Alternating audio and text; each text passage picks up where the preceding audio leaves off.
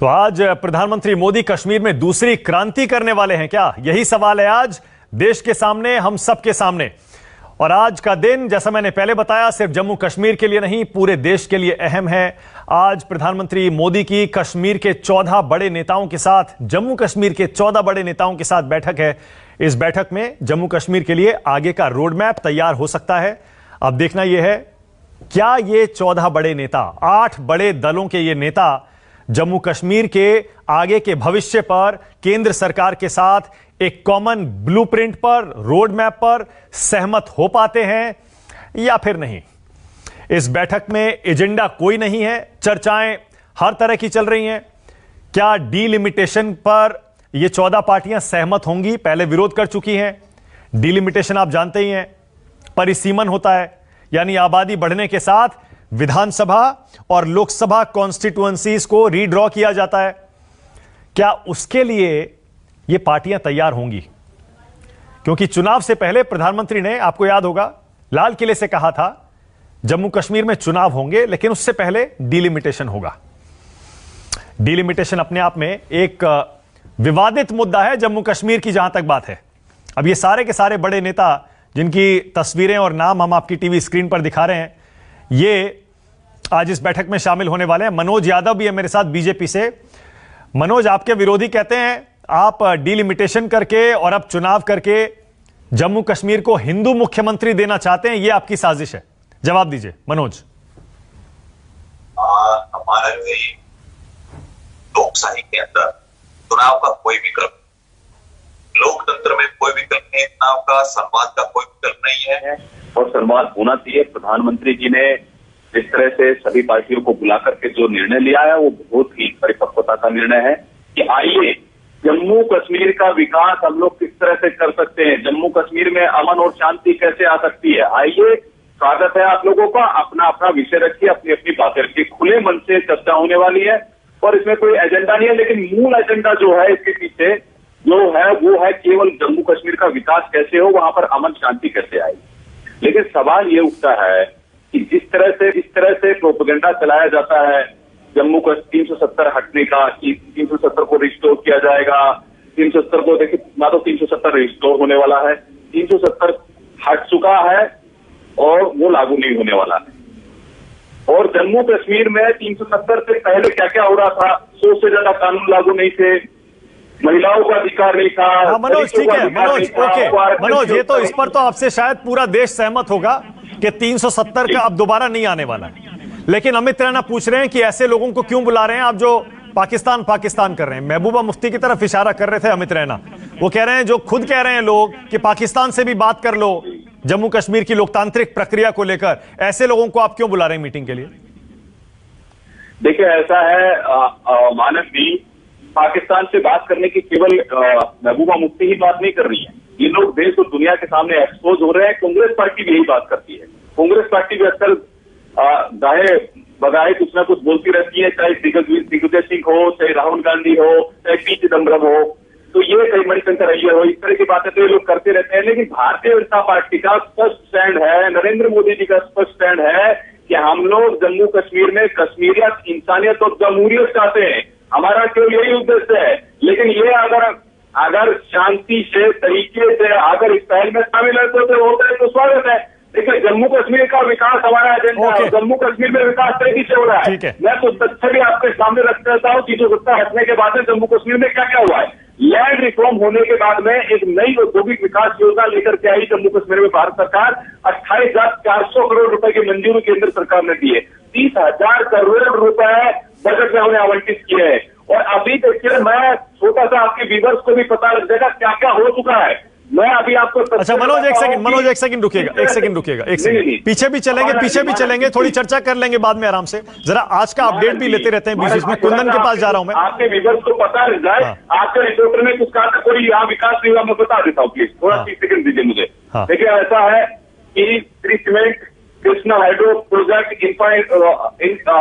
Sport infrastructure, MN energy, Indian school business, इस तरह से 14 प्रमुख क्षेत्रों में 22,000 करोड़ निवेश के निवेश के प्रस्ताव जम्मू कश्मीर सरकार को दिए और अभी तक जिनके प्रस्ताव मिल चुके हैं जम्मू कश्मीर के अंदर, अबू धाबी लुलू समूह के जम्मू कश्मीर में खाद्य संवर्धन लॉजिस्टिक में 7 करोड़ का निवेश कर रहा है, स्वास्थ्य क्षेत्र में health care 200 crore. Okay all right Manoj, एक सेकंड रुक जाइए। ओके, कुंदन के पास जा रहा हूँ। कुंदन, जम्मू कश्मीर में विकास से आया। ओके कुंदन जरा बताइए क्या है आज खबर, अंदर क्या होने वाला है, क्या एजेंडा, क्योंकि ऑफिशियली कोई एजेंडा सामने नहीं है। कुंदन,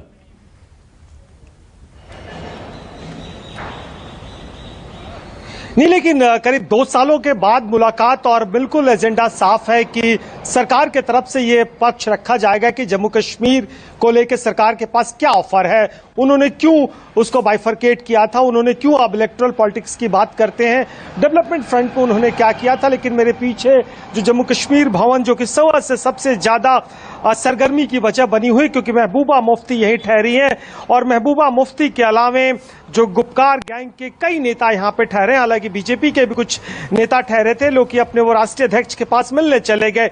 और मैं आपको बताऊं कि तमाम शुभचिंतक और तमाम जो उनके सिंपथाइजर है, रणनीतिकार हैं, महबूबा मुफ्ती से कुछ लोग मिलने भी गए हैं। और महबूबा मुफ्ती ने कल की बैठक के बाद जिस तरीके से बहुत साफ कह दिया था कि जो छीना गया है, छीना गया का इशारा आप समझ सकते हैं। आप 370 को समझ लीजिए, आप बाइफरकेशन को समझ लीजिए, आप 35A को समझ लीजिए, या जम्मू कश्मीर को जो स्पेशल स्टेटस था उसको समझ लीजिए। लेकिन मानक, मैं आपको एक बात बता दूं कि वो दिन मुझे याद है कि जब पहली बार अगस्त 2019 में सरकार ने निर्णय लिया था, जुलाई के महीने में जब पार्लियामेंट का सेशन चल रहा था, तब कश्मीर से तमाम नेता, फारूक अब्दुल्ला मोहम्मद सहित तमाम लोग, मुफ्ती मोहम्मद, लोग मिलने आई थी प्रधानमंत्री से और प्रधानमंत्री से मुलाकात करके कहा था कि अगर सरकार कोई बड़ा कदम उठा रही है तो जम्मू कश्मीर के लिए ठीक नहीं होगा। लेकिन सरकार ने कदम उठाया। 2 सालों तक जो हालात रहे, बंदी नजरबंदी से लेकर इंटरनेट ड्रॉप से लेकर और तमाम तरह की सुरक्षाओं को उपाय आपने देखा। लेकिन मुझे लगता है कि आज जो बैठक का सबसे महत्वपूर्ण मुद्दा होगा वो इंटरनेट बहाली का मुद्दा होगा, पॉलिटिकल सिस्टम को मेनस्ट्रीम करने का मुद्दा होगा, जो पॉलिटिकल प्रिजनर है उनको छोड़ने का मुद्दा होगा। और मुझे लग रहा है कि बातचीत करने में जो तमाम अलगाववादियों को अलग किया गया था उनको शामिल करने का मुद्दा होगा। लेकिन ये निर्णय होता है कि सरकार उनको क्या ऑफर करती है, सरकार का क्या रुख रहता है, सरकार कितनी नरम रहती है, ये सरकार उनके मामलों के, उनके मुद्दों पे विचार करने के लिए कितना अपना स्पेस देती है। जहां तक सवाल है, सभी गुपकार गंग के गुपकार जो गुट के लोगों ने इसका स्वागत किया है और वो इंतजार कर रहे हैं कि सरकार की तरफ से क्या ऑफर किया जा रहा है। यहीं से वो निकलेंगे। 3 बजे बगल में प्रधानमंत्री का आवास है और प्रधानमंत्री के आवास पे 3 बजे की बैठक है। हमें बताया जा रहा है कि करीब 2:30 पौने 3 के करीब लोग निकलेंगे और जो एनसी के जो फारूक अब्दुल्ला है वो भी दिल्ली करीब 12 साढ़े 12 बजे के करीब 1 बजे करीब पहुंच जाएंगे। और हो सकता है कि जाने से पहले इनके गुट की एक इनफॉर्मल सी बातचीत हो और इसके बाद लोग एक एजेंडे के तहत वहां पे जाएं। ठीक है, ऑल राइट। अमित रैना, मैं आपके पास आ रहा हूं। अमित, इतनी बड़ी मीटिंग हो रही है पहली बार, आप में बहुत उम्मीद में देख नहीं रहा हूं, आप बहुत नाउम्मीद से लग रहे हैं। अमित, ऐसा क्यों है?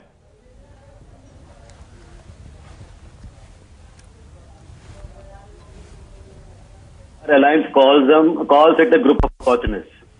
Amit Shah calls Gupkar Alliance an unholy global Gadbandhan. NCP PD leaders form People's Alliance for Gupkar Declaration. BJP calls them puppets of Pakistan. अगर ये पपेट्स ऑफ पाकिस्तान है और आपका स्टैंड है कि हम पाकिस्तान से बात नहीं करेंगे, तो उनकी कठपुतलियों को बुला के बात करके तो आप कहीं तो और किसको बुलाएंगे? कश्मीर के नेताओं को तो अमित बुलाना पड़ेगा ना। बिल्कुल बुलाइए। जो आप 2 साल से कश्मीर में लोगों को कह रहे हैं कि हम नया नेतृत्व दे रहे हैं, हम नए राजनीतिक नेतृत्व दे रहे हैं, हमने 3 इलेक्शन करा लिए, ब्लॉक के, पंचायत के, जिला के, अब कश्मीर को नया लीडरशिप चाहिए, नए कश्मीर में नई क्रांति चाहिए, तो बुलाइए उन लीडर्स को जो नेशनलिस्टिक है, जो प्रो इंडियन है, जो भारत की बात करते हैं। जो अगर आप कह रहे 70 साल से जम्मू कश्मीर का हाल जो आज है वो इन दो पार्टियों के कारण है। नहीं तो अच्छा है ना, तो फिर आप उन्हें क्यों बुला रहे हैं? नहीं अमित, अच्छा है इन सबको। देखिए नहीं देखिए, इसमें इसके पीछे स्ट्रेटजी ये भी हो सकती है ना कि देखिए, सुनिए, सबसे बड़ी होती है जनता की अदालत, उससे बड़ी कोई अदालत नहीं है। अगर वाकई इन लोगों का जनाधार घाटी में है, इनको चुनाव में उतारा जाए। 370 अब जा चुका है, दोबारा आने वाला नहीं है। डिलिमिटेशन होगा, उसके बाद इलेक्शन होगा, उसके बाद चुनाव में उतरे और साबित करें। कितनी जनता है इनके साथ, पता चल जाएगा। बिल्कुल सही कह रहे हैं मानक जी, आप बिल्कुल सही कह रहे हैं कि इनकी परख इलेक्शन में होगी, चुनाव में होगी। हाँ ठीक है, मगर जो आपके फोर्सेस हैं, अगर आप नया कश्मीर बनाना चाहते हो तो आप उन लोगों के साथ मिलकर नया कश्मीर बनाओगे जो नया कश्मीर देखना चाहते हैं। 370 के बगैर हमें कुछ नहीं चाहिए, 35 से हमें वापस दीजिए, लद्दाख हमें वापस दीजिए। तो करने दीजिए उनको ये डिमांड, उनको ये डिमांड करने दीजिए। अमित, मैं फिर से वही बात कह रहा हूं, देखिए अगर अपनी यही डिमांड्स लेकर, अमित एक सेकंड, देखिए मैं वही बात कह रहा हूं। मानक जी, सरकार कह रही है हम ये 3 चीजें देंगे नहीं, वो कह रहे हैं हमें 3 चीज के अलावा कुछ चाहिए नहीं। हाँ तो ठीक है ना, मैं ये कह रहा हूं अपनी यही डिमांड लेकर, 370 की डिमांड लेकर जाने दीजिए इनको जनता के बीच, लड़े इलेक्शन 370 की डिमांड पर, देख लेते हैं ना कश्मीर में कितने लोग इनके साथ खड़े हैं। नहीं, आप उनको, अगर आपको जेन्युइनली पॉलिटिकल प्रोसेस रिवाइव करना है, एक नया कश्मीर करना है, तो मैं ये नहीं कह रहा आप उनको ना बुलाइए, मगर आज पहले बुलाते उनको जो नया कश्मीर देखना चाहते हैं, जो और अंडरस्टैंड करते हैं उनसे कि वो नया कश्मीर कैसे देखना चाहते हैं, उसके बाद आखिरी में इनको बुलाते हैं। ओके, मनोज कुछ कहना चाह रहे हैं, मनोज बोलिए। मनोज क्या कह रहे हैं? ऐसा होना चाहिए, मनोज बताइए आपको करना है या नहीं करना है।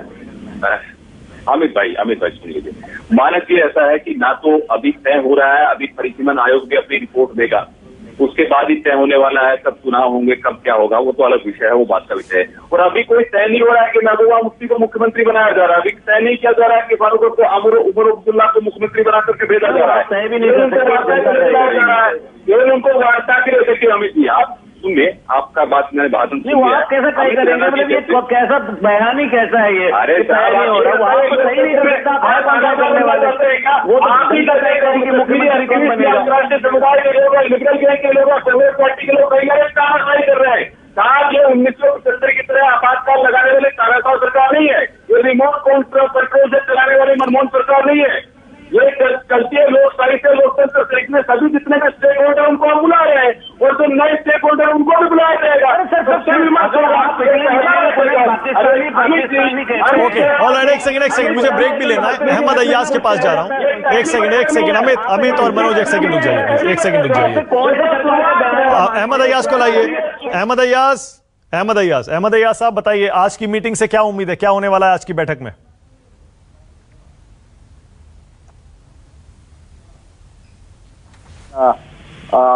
मेरे को मामला बड़ा साफ लग रहा है, जैसे 2+2 = 4, तो मुझे तो बड़ा क्लियर लग रहा है कि ये जो रास्ता जा रहा है, जो प्रोसेस जा रहा है, ये इलेक्शन की तरफ जा रहा है अल्टीमेटली।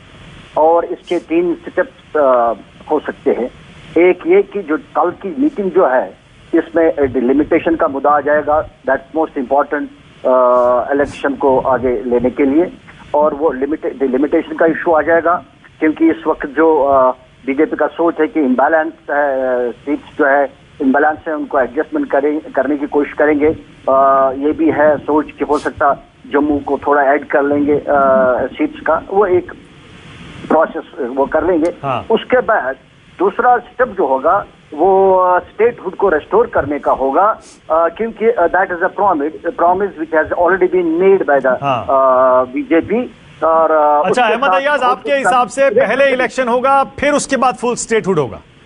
नो, पहले स्टेटहुड होगा, और स्टेटहुड के साथ साथ जो मैं महसूस कर रहा हूं, शायद जो 35A के अंडर जो हमारी प्रोटेक्शन थी जॉब्स और लैंड्स की, अगर वो 35 नहीं होगा 35, ना 370 होगा, लेकिन कुछ न कुछ प्रोटेक्शन जॉब्स और सिक्योरिटी को करके उसके बाद थर्ड स्टेप इलेक्शन होगा। ओके, मैं समझ गया। ऑलराइट, अहमद अय्याज का ये कहना है हो सकता है कि सबसे पहले फुल स्टेटहुड जो कि ले लिया गया था, यूनियन टेरिटरी बना दिया गया था, जम्मू कश्मीर को अलग करने के बाद हो सकता है उस पर कोई बात हो जाए। उसके बाद वो ये कह रहे हैं कि 35A जो पहले था अब नहीं है, वो ये कह रहे हैं हो सकता है ये तो वापस नहीं आएगा। लेकिन जैसे हिमाचल प्रदेश में है और भी कुछ राज्यों में है, लोकल लोगों को कुछ प्रोटेक्शन, कुछ रिजर्वेशन दिया जाता है। हो सकता है उस तरह की कोई बात हो जाए जम्मू कश्मीर की इन पार्टियों को खुश करने के लिए, वहां के लोगों को खुश करने के लिए, उसके बाद इलेक्शन का नंबर आएगा।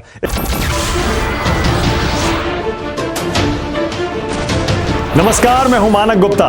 अगर आपको हमारा ये वीडियो पसंद आया हो तो इसे लाइक और शेयर जरूर करें, और हां, हमें सब्सक्राइब और फॉलो करना ना भूलें ताकि आप देश और दुनिया की कोई खबर मिस ना करें।